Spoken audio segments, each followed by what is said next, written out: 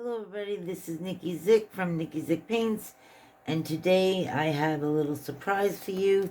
This is my personal sketchbook, and I happened to be messing around last night and playing with my cat's tongue brush, and you might have seen this swirl I've done before, but I was using the swirl idea for a flower. Now, I really don't like the way it turned out, but it ended up giving me an idea to do this. I know it's roses, which I promised that I wouldn't do roses, but look at how beautiful, and it has the same idea of a rose. I just started with the cat's tongue brush. I'll bring it closer so you could see. So this is my little scrapbook. I love it. This is from Toomey. I've spoken about them before. I have like 4 of them going. But so I use the cat's tongue brush to start in the center and slowly angulate around, pressing and lifting, adding more paint. You could see it here in the deep violet, around and around. And also, then I did it in blue, of course, in the cool colorway. This is the warm colorway. Pinks and violets and oranges. And cool colorway is blues and greens and violets. So, even though it's a rose, I really have to show you because I'm very excited, because this is what the cat's tongue brush looks like. And usually I use a Dagger brush, which looks like this. So if you compare them both, this is the cat's tongue that we're going to use today, and I'll show you the difference. Well, you see the difference in the paintings. Here is this on the right is with a Dagger brush. This on the left is with a cat's tongue brush. Which do you prefer? Write in the comments. Cat's tongue, Dagger. Cat's tongue or Dagger. We're going to do the cat's tongue today, and we're going to place my artwork over my Even the Garden, and I have a brand new 5x7 art pad, artist block, Academy pad, 5x7, ready to go. And we're going to use our cat's tongue brush. I'm using my Mozart paints, which are the highly pigmented Japanese paints. And we're going to review this and follow along how I did it with the cat's tongue brush. I'm going to start in the middle like we always do. I'm going to load up my paint, my brush with water and paint. And I'm going to start in the middle. You press and lift, press and lift, press and lift, press and lift.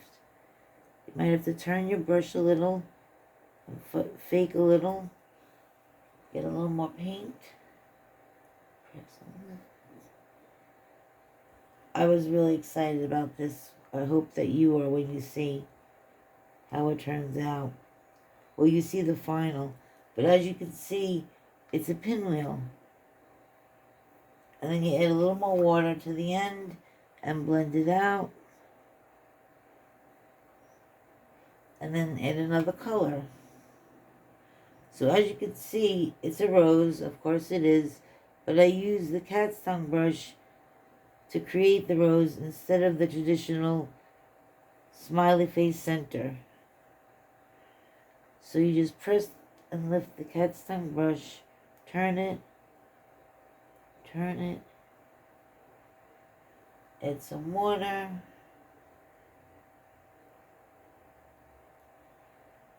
let's see now, I'm pressing and lifting, adding some water. Okay, now the middle one looks a little small. You can always come back in and make it a little larger. Okay, now we're going to add some crimson, which is a redder onto the yellow side, in the center, the outside, add some water.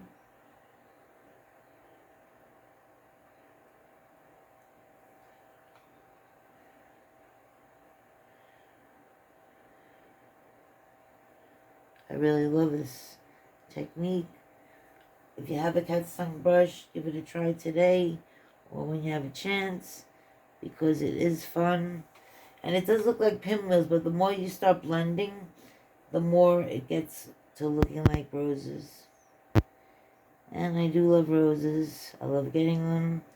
I love growing them in my garden. And I love the dried ones that they sell now in a beautiful box. I once got one of those as a gift. And as you can see, I'm going to blend a little more and diffuse the line. Go around with some clean water and we'll diffuse the line on the roses that we have so far. Diffuse it, blend, let them blend. Okay, then we'll go on with this over here.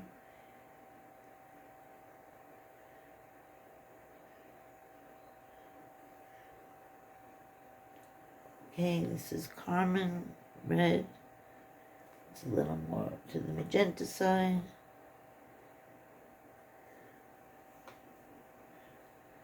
Blend it in. This violet got a little large. Just using another color. Pretend it's over here. Okay, next we'll bring a violet to the top. Press and lift. Fix the center.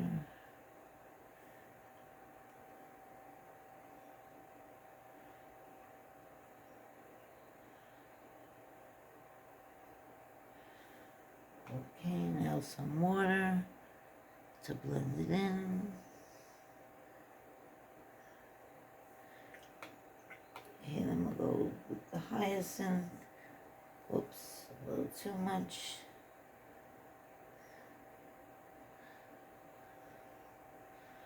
Sometimes full concentrate on these Japanese watercolors, then you just whoops. A little water goes a long way, as you can see. Okay. I'm going to go back into this crimson and just make it a little more blurred. We'll make the crimson flower here.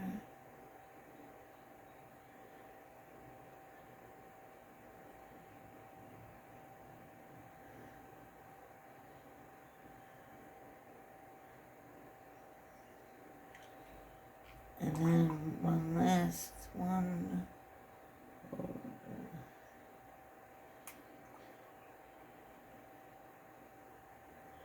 Right in the middle.